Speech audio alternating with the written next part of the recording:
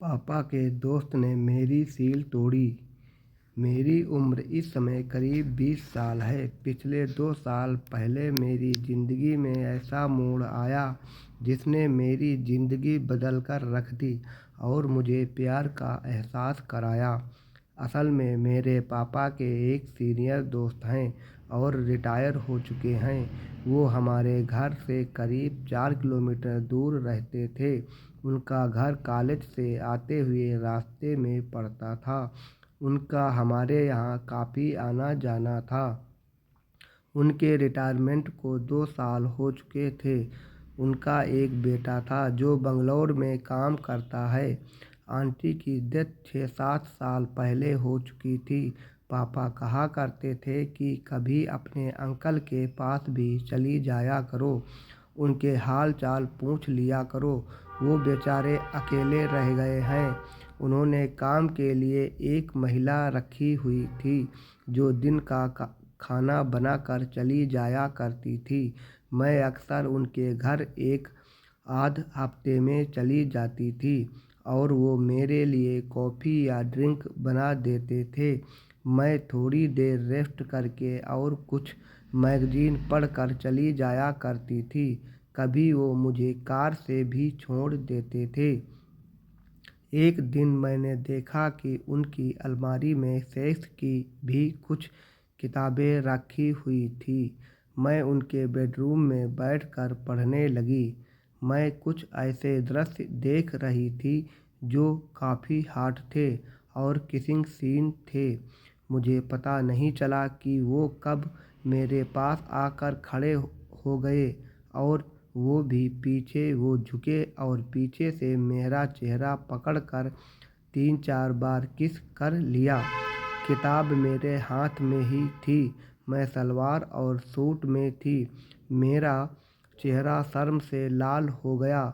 मैं उन्हें कुछ न कह सकी। धीरे से उनके हाथ मेरे वक्ष की तरफ फिसलने लगे और उन्होंने मेरी दूधियाँ जकड़ ली। मुझे उनसे ये उम्मीद नहीं थी, पर मेरी गलती ये थी कि मैं वो किताब पढ़ रही थी। वो मेरी दूधियाँ मसलने लगे। पहली बार किसी मर्द ने मेरी छातियों पर हाथ रखा था। मेरी आंखें नशे से बंद होने लगी। मैं चाह कर भी उन्हें रोक नहीं पाई। फिर वो बगल में घूम कर आए और मेरी बगल में बैठ गए। उन्होंने उस समय तहमल और बनियान पहन रखी थी। फिर तो वो मुझे पागलों की तरह चूमने लगे। मैं उनका बहुत सम्मान करती थी। मैंने उन्हें धीरे से कहा कि अंकल प्लीज़। नहीं, उन्होंने धीरे से सेक्सी आवाज़ में कहा कि मधु, तुम मुझे बहुत अच्छी लगती हो और औरत मर्द के लिए ही बनी होती है। ये कहकर उन्होंने अपना दायां हाथ मेरे सलवार में डाल दिया। मैं चिहुक उठी जब उन्होंने मेरे दाना दबाया। उनकी हथेली में गुप्तांग के बालों की सहला रही थी। वो मुझे चूम भी रहे थे, मेरी दुद्धी भींच भी रहे थे और नीचे हाथ से काम उत्तेजित भी कर रहे थे। मुझे ऐसा आनंद आज तक नहीं मिला था। मुझे ऐसा लगा था कि मेरा पानी टपकने वाला है। उनकी उंगली मेरे गुप्तांग को सहला रही थी। फिर उन्होंने मुझे अपनी गोद में किसी बच्चे की तरह उठाया और बिस्तर पर लिटा दिया। वो खुद भी मेरे ऊपर आ गए। तहमल तब भी था। उन्होंने मेरा कुर्ता ऊपर कर दिया और मेरे निप्पल अपने मुंह में लेकर चूसने लगे। उनकी मूछें मेरे बदन को स्पर्श कर रही थी।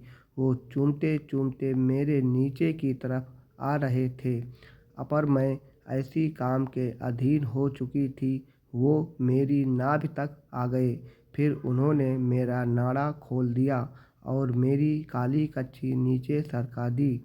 उनकी उंगली मेरे दाने पर गोल गोल घूमने लगी थी। मैं इतनी उत्तेजित हो गई थी कि मैंने अपनी आंखें बंद कर ली। मेरी सांस तेज तेज चल रही थी। इसके बाद वो फिर से मेरे होठों को चूसने लगे।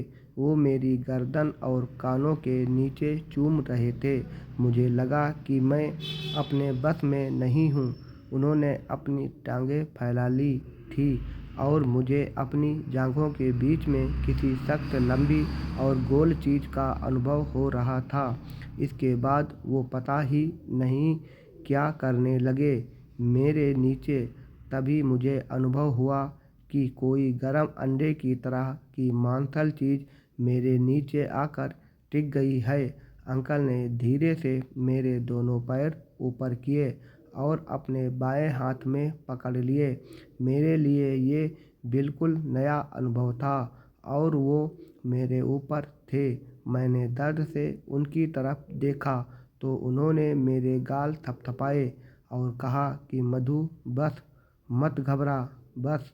इसके बाद अंकल धीरे धीरे उस काले मांसल डंडे को मेरे अंदर ढकेलने लगे। अब मुझे भी मज़ा आने लगा था। अंकल ने अब मेरी टांगें छोड़ दी थी, पर आनंद के मारे मैंने ही खुद फैला ली थी। अंकल मुझे इसी हालत में करीब 15 मिनट तक ऊपर रहे। उन्होंने मेरे पूरा अंदर दे दिया था। मैं समझती थी कि बूढ़े मर्द लड़कियों को प्यार नहीं कर सकते, पर उन्होंने मेरा दावा गलत कर दिया था। आखिर में अंकल की स्पीड काफ़ी बढ़ गई और कमरे में उनकी सांसें और मेरी दबी दबी आहें भर गई थी। तभी अंकल ने अपना मुंह ऊपर की तरफ किया और सांड की तरह से गले से आनंद में आवाज़ निकली और मैं मस्त हो गई। अंकल धीरे से मेरे ऊपर लेट गए। करीब 2 मिनट तक हम दोनों ऐसे ही पड़े रहे। इसके बाद अंकल ने मेरी चुम्मियाँ ली और फिर सीधे होकर बिस्तर पर मेरी बगल में लेट गए। मेरी नज़र उनके काले डंडे पर टिक गई, जिस पर थोड़ा सा खून लगा हुआ था। साथ ही मैंने अपनी जांघों के बीच में देखा, उसके किनारे भी खून से सने हुए थे। मैं समझ गई कि अंकल ने मेरा कामौर्य भंग कर दिया है। उनका काला मोटा डंडा मुरझा गया था। अंकल का मुरझाया हुआ डंडा भी करीब 5 इंच का था। उफ!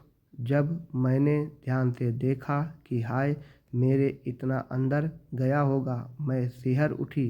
अंकल की आंखें बंद थी। मैं रोने लगी। अंकल ने मुझे चुप करा दिया और कहा कि बस, पहली बार सभी लड़कियों के निकलता है।